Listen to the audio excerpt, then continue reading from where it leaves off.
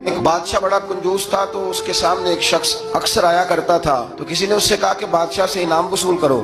اس نے کہا یہ بڑا کنجوس ہے، پر چلو اللہ نے مجھے بھی بڑا ذہن دیا، انعام لے ہی لیتے ہیں۔ تو کہنے لگا بادشاہ کا بھی انعام ہی دے دیا کر۔ بادشاہ کہنے لگا پہلے میرے سوال کا جواب دے، پھر انعام دوں گا۔ تو بادشاہ کہنے لگا یہ میرے ہاتھ کی ہتھیلیاں، ان میں بال کیوں نہیں؟ پشت پہ ہے تو ہتھیلی پہ کیوں نہیں؟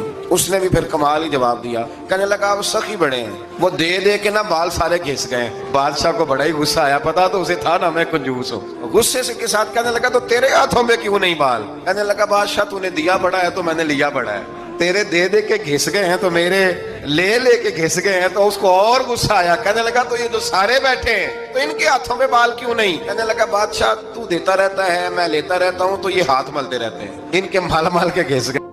تو بادشاہ کہنے لگا بھائی بندہ تو سیانا ہے، تجھے کچھ نہ کچھ دینا ہی پڑے گا۔